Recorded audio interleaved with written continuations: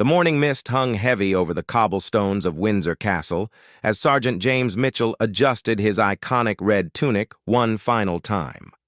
23 years he had served in the Queen's Guard, 23 years of unwavering dedication to the crown, and today felt different.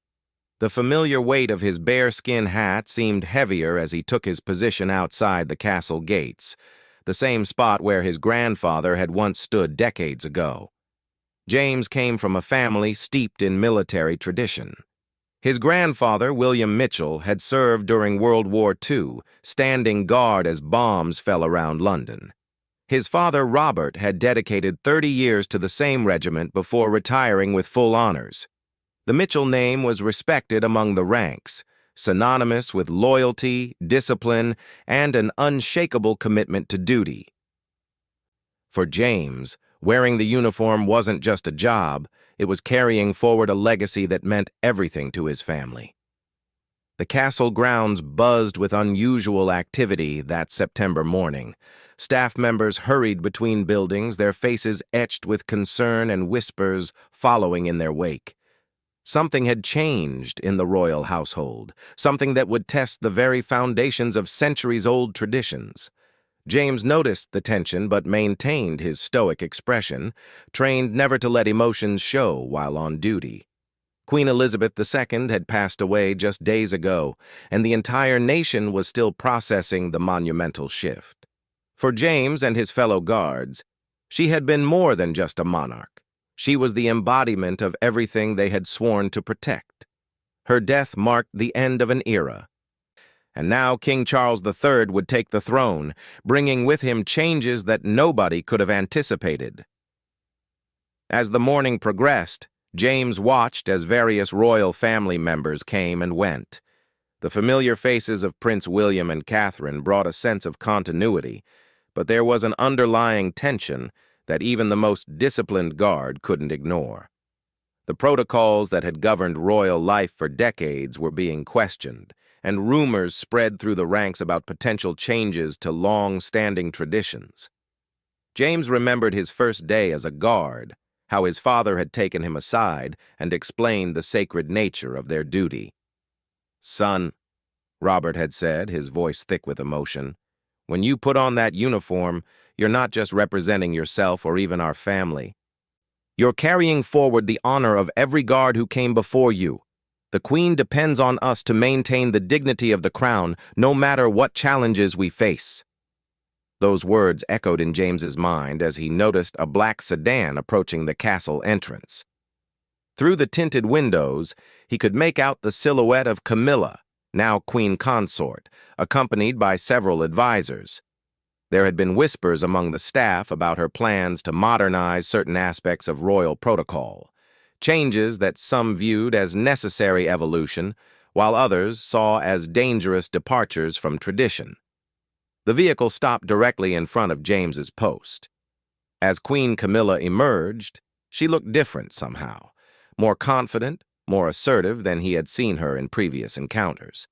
Her advisors flanked her as she approached the entrance, and James executed the traditional salute with the same precision he had demonstrated thousands of times before. But instead of acknowledging the salute and proceeding as protocol dictated, Camilla stopped directly in front of him. Her eyes met his, and there was something in her gaze that James had never seen before. A challenge, perhaps, or a test of some kind. The advisors whispered among themselves, consulting papers and checking their watches as if timing something important. "Sergeant Mitchell," she said, her voice carrying clearly in the morning air. James was surprised she knew his name, though he maintained his forward-facing stance as regulation required. "I understand you come from a distinguished military family."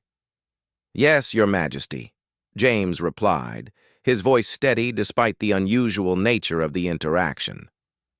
Guards typically didn't engage in conversations while on duty unless specifically questioned about security matters. "Your grandfather served during the war, and your father had an exemplary career with the regiment," she continued, stepping closer. "Such dedication deserves recognition, don't you think?" James felt a knot forming in his stomach.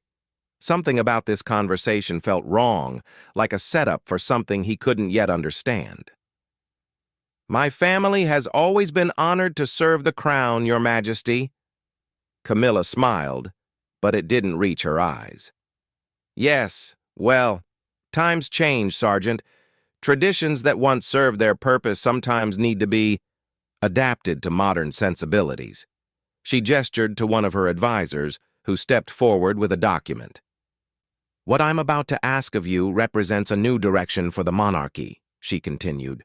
"A chance to show that we can evolve while maintaining respect for those who serve us faithfully."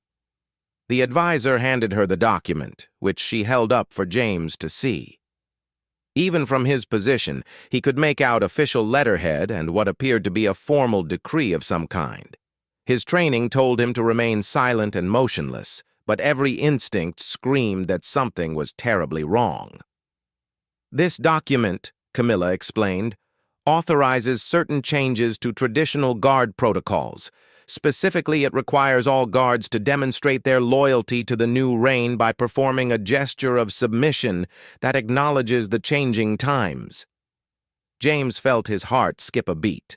In all his years of service, through different prime ministers, changing governments, and even the transition from Queen Elizabeth to King Charles, never had anyone asked the guards to alter their fundamental duties or demonstrate loyalty in ways beyond their sworn oath.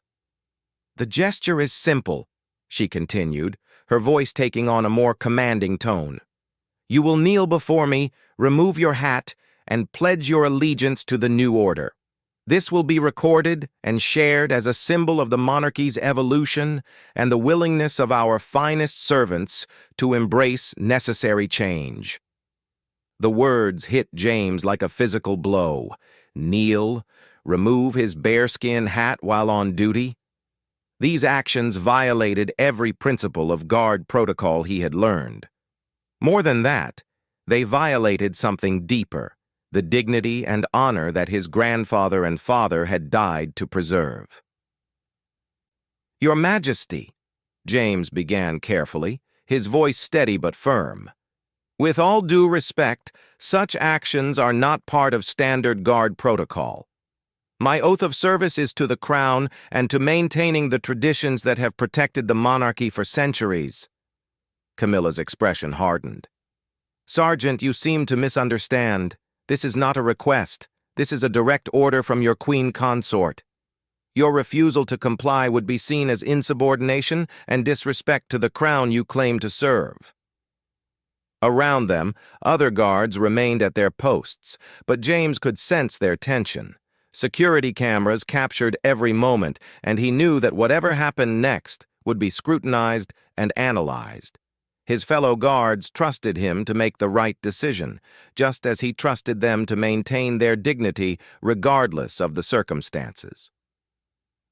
James thought of his grandfather, standing firm during the Blitz when bombs fell around him.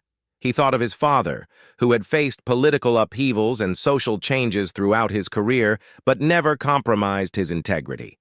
Most of all, he thought of Queen Elizabeth II, who had embodied the very traditions that Camilla now asked him to abandon.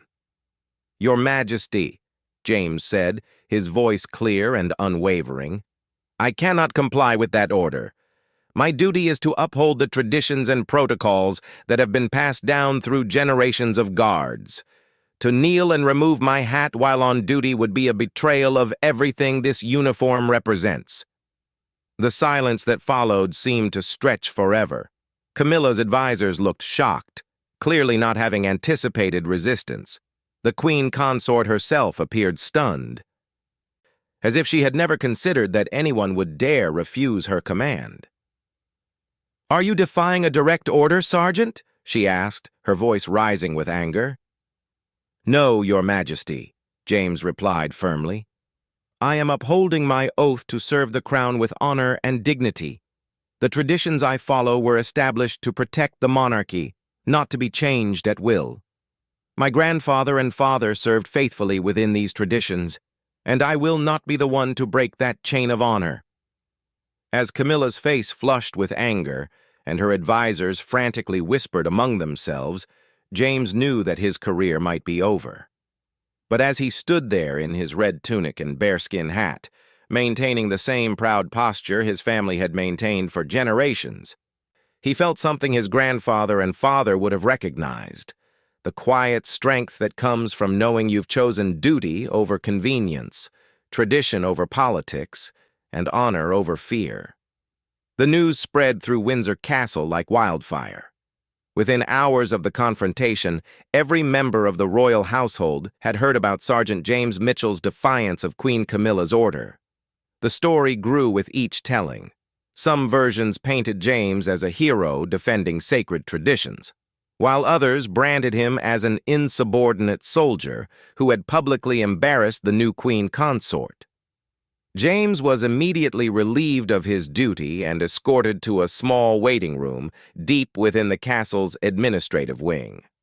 The familiar sounds of his regiment going about their duties echoed through the stone corridors. But he was no longer part of that world. His red tunic felt foreign now, like a costume from a play that had ended badly. The weight of his decision settled on his shoulders as he waited for what he assumed would be his dismissal and possible court-martial. Captain Robert Harrison, James's commanding officer for the past 8 years, entered the room with the expression that revealed nothing. Harrison was a career military man who had worked his way up from the ranks, someone who understood both the importance of following orders and the value of standing up for principle. He sat across from James and studied his face for a long moment. 23 years of exemplary service, Harrison began, his voice neutral. Not a single mark against your record. Your family's reputation in this regiment is beyond reproach. And now this. He leaned back in his chair. Tell me, Sergeant, what were you thinking? James met his captain's gaze directly. I was thinking about my grandfather, sir. About the stories he told of standing guard during the war when people tried to make him abandon his post for safety. He refused then because he understood that some things are more important than personal comfort or even personal safety. This wasn't about safety, Mitchell. This was about following a direct order from the Queen Consort. With respect, sir, it was an order that contradicted everything we've sworn to uphold. Our oath isn't just to obey any command we're given. It's to serve the crown with honor and maintain the dignity of our position. What she asked me to do would have degraded that dignity. Harrison was quiet for several minutes, clearly wrestling with the situation. You understand that your refusal has created a constitutional crisis of sorts? The Queen Consort's authority to give orders to the Guard is now being questioned. Legal experts are debating whether you had the right to refuse, and the media has gotten wind of the story. James felt his stomach drop. He hadn't considered how his personal decision might affect the broader institution. Sir, I never intended to create a crisis. I just couldn't bring myself to kneel and remove my hat while on duty. It felt wrong, not just personally, but fundamentally wrong. The thing is, Mitchell, Harrison said, leaning forward, you're not alone in feeling that way. Since word got out, I've had 17 other guards come to my office expressing support for your position. The older veterans are particularly vocal about it. Sergeant Williams said he'd resign before he'd kneel to anyone while wearing the uniform.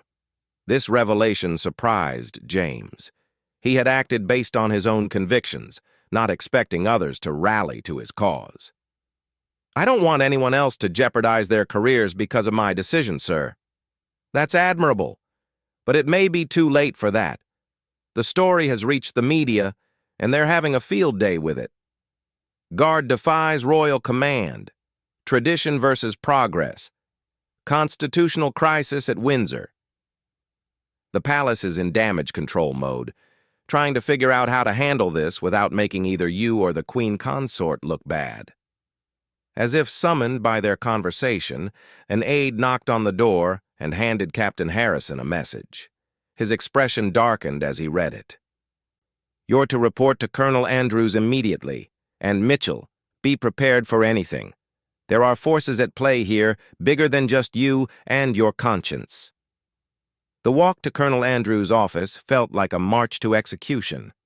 James passed several fellow guards along the way, and their expressions ranged from supportive nods to worried frowns. Word had clearly spread throughout the regiment, and everyone understood that the outcome of this situation would affect them all.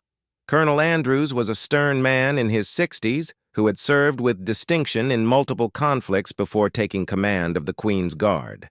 His office walls were lined with commendations, photographs with various members of the royal family, and artifacts from centuries of Guard tradition. When James entered, he found the colonel standing at his window, looking out at the castle grounds where other guards continued their duties.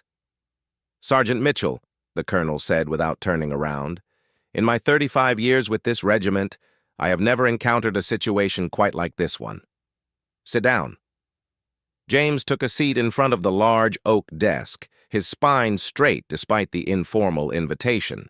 The colonel finally turned and studied James with eyes that had seen decades of military service, political upheaval, and social change. "I've been on the phone with palace officials, legal advisors, and even some members of Parliament for the past 3 hours, Andrews began.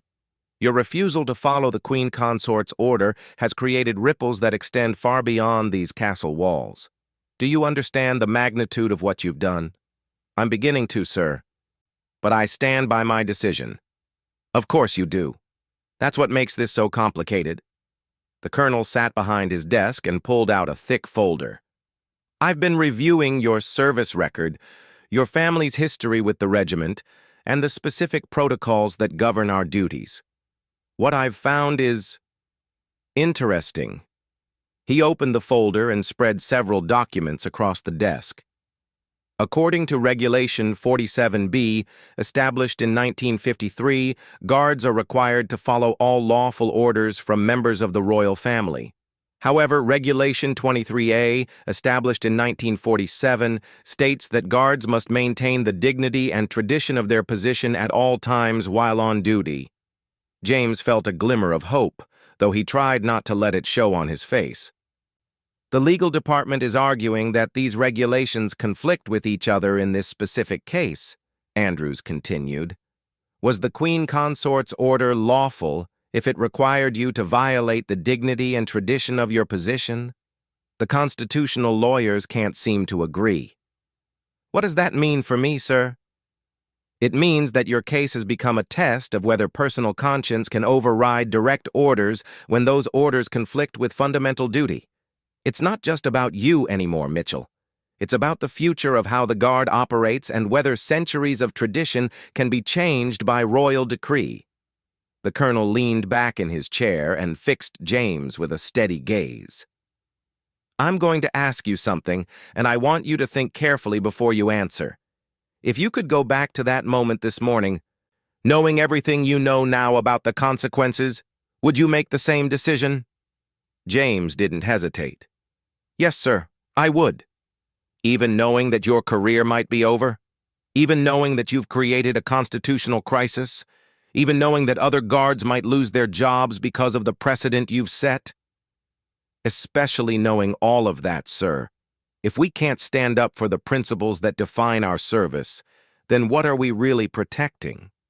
My grandfather didn't stand guard during the Blitz just to protect buildings or even people.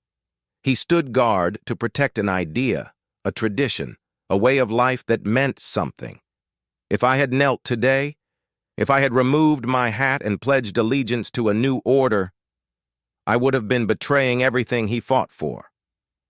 Colonel Andrews was quiet for a long time, studying the documents on his desk. Finally, he looked up at James with what might have been the beginning of a smile. "You know, your grandfather and I served together briefly in Northern Ireland.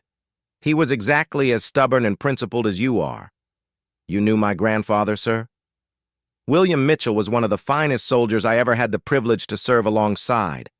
He once refused a direct order from a superior officer because he believed it would put civilians at unnecessary risk. He was court-martialed for it, but eventually vindicated when an investigation proved he was right. The order had been based on faulty intelligence." James felt his heart racing. He had never heard this story about his grandfather. "The point is," Andrews continued, "sometimes the right decision isn't the easy decision. And sometimes standing up for principle is more important than following orders blindly. Your grandfather understood that, and apparently, so do you." The colonel gathered the documents and placed them back in the folder. "Here's what's going to happen, Sergeant. You're going to remain on administrative leave while this situation is resolved. The palace legal team is working with Parliament to clarify the regulations governing guard duties. Your case will likely be reviewed by a military tribunal, but given the constitutional questions involved, it may take weeks or even months to reach a resolution. And in the meantime, sir? In the meantime, you wait, and you prepare yourself for the possibility that you've just changed the way the Queen's Guard operates forever. Whether that change is for better or worse remains to be seen." As James left the colonel's office, his mind swirled with the implications of what he had learned. His act of defiance hadn't just been about refusing an order. It had opened up fundamental questions about tradition, duty, and the balance between personal conscience and institutional loyalty. He walked through the castle corridors knowing that his life, and possibly the lives of all the guards who served after him, would never be quite the same. Outside, the late afternoon sun cast long shadows across the castle grounds. In the distance, he could see his fellow guards maintaining their posts, standing as straight and proud as guards had stood for centuries. Whatever happened next, James knew he had honored their legacy and his family's tradition of putting principle above convenience. The rest, as his grandfather might have said, was in God's hands. 3 weeks had passed since that fateful morning when Sergeant James Mitchell made his stand at Windsor Castle. The story had taken on a life of its own, spreading far beyond the castle walls and capturing the attention of people around the world. Social media buzzed with hashtags like "We're Tradition Over Politics" and "Guard Stand Strong," while news outlets debated the deeper implications of one soldier's refusal to compromise his principles. James spent his days of administrative leave at the small cottage he shared with his wife, Sarah, and their 2 young children. Sarah had been his anchor throughout the ordeal, never once questioning his decision, even when the uncertainty threatened to overwhelm them both. "You did what your father and grandfather would have done," she told him one evening as they watched the sunset from their garden. "That's all that matters." But James couldn't shake the weight of responsibility he felt for the other guards who had spoken up in support of his position. Captain Harrison had kept him informed about the growing movement within the regiment. More guards had come forward to express their agreement with James's stance, and some of the older veterans had submitted letters stating they would resign rather than comply with similar orders in the future.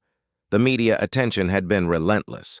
Reporters camped outside the cottage for days, hoping for interviews or statements. James had declined all requests, following the advice of the military lawyer assigned to his case. But the story continued to grow, fueled by expert opinions, political commentary, and public debate about the role of tradition in modern society. On a gray October morning, James received the call he had been waiting for. Colonel Andrews's aide informed him that the military tribunal had reached its decision and that he was to report to the castle immediately for a formal hearing. As James put on his uniform, the same red tunic and polished boots he had worn that morning 3 weeks ago, he felt the same mixture of pride and apprehension that had guided his original decision. The hearing room was filled with military officials, palace representatives, and legal advisors. James recognized several faces from newspaper articles and television interviews that had dissected every aspect of his case. At the head of the room sat a panel of 3 senior military officers, including a general he had never seen before.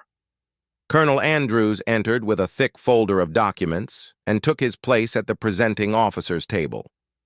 When he looked at James, his expression was unreadable, though James thought he detected a slight nod of acknowledgement.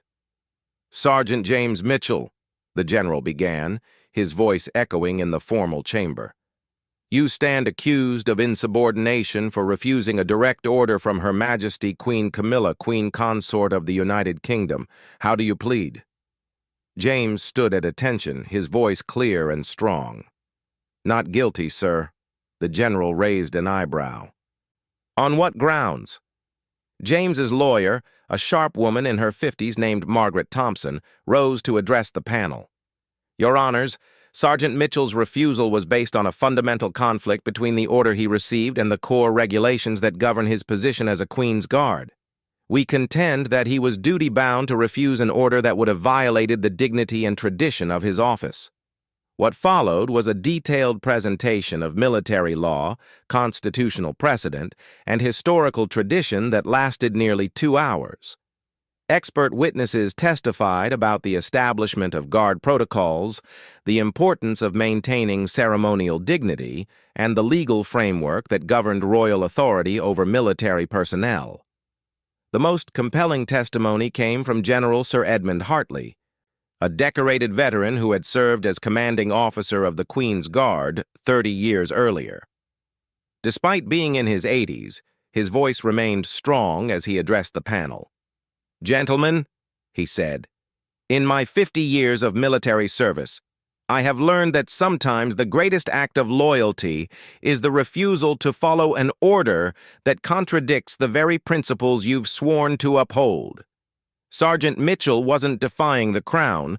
He was protecting it from a decision that would have diminished the dignity and respect that the Queen's Guard has maintained for centuries." The general's words seemed to resonate throughout the room.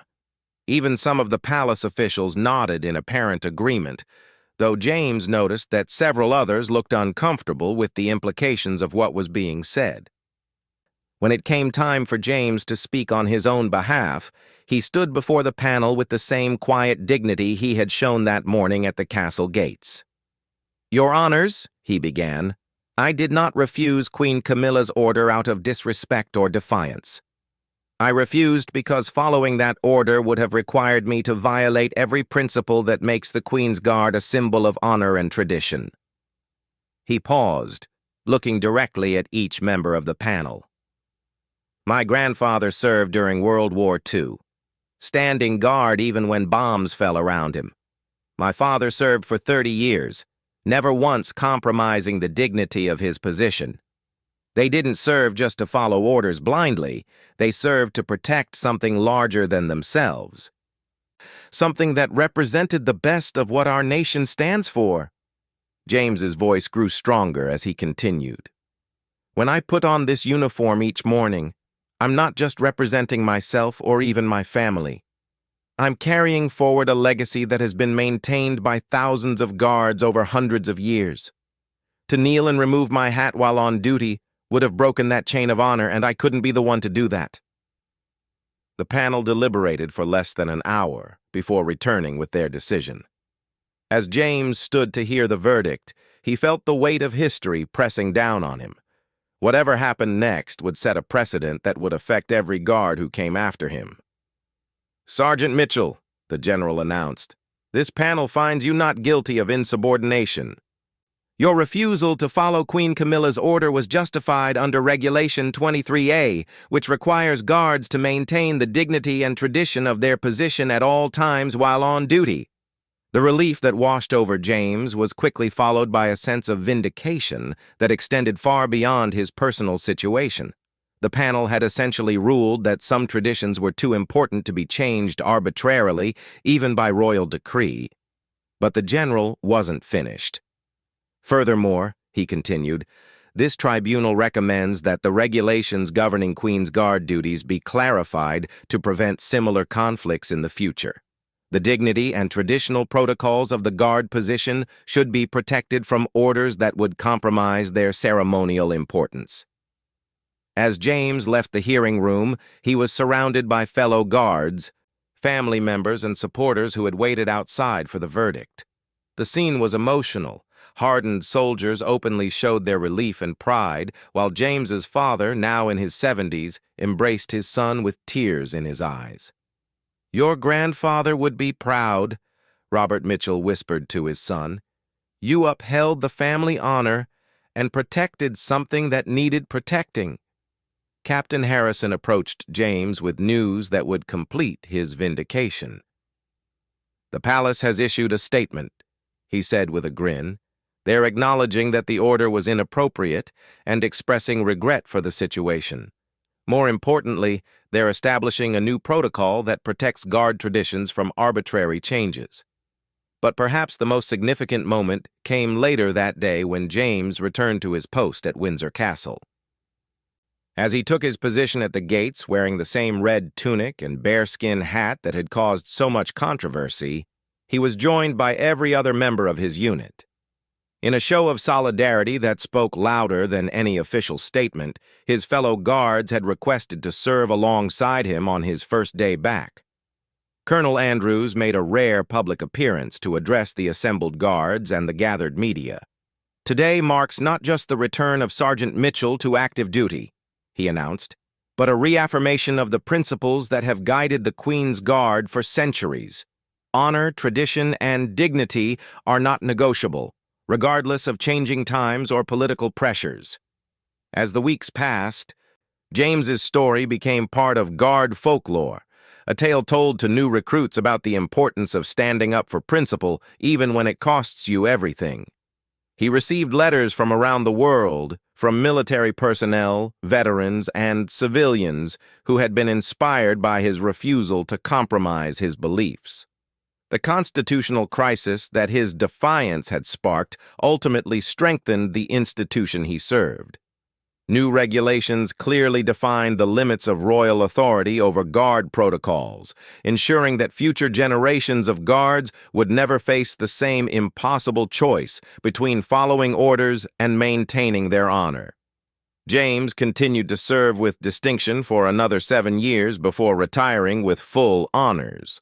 When he passed the torch to the next generation, he did so knowing that he had not only preserved a tradition, but had also proven that individual conscience and institutional loyalty could coexist when guided by genuine principle. On his final day of service, as James removed his red tunic for the last time, he thought about his grandfather standing firm during the Blitz and his father maintaining dignity through decades of change. The chain of honor remained unbroken, stronger for having been tested and ready to guide the guards who would come after him. Years later, when his own son asked him about that morning when he stood his ground against Queen Camilla's order, James would tell him the same thing his father had once told him. "When you put on a uniform that represents something greater than yourself, your job isn't just to follow orders. It's to protect the honor of everyone who wore that uniform before you and everyone who will wear it after you're gone." The tradition lived on, protected by one man's refusal to let it die on his watch.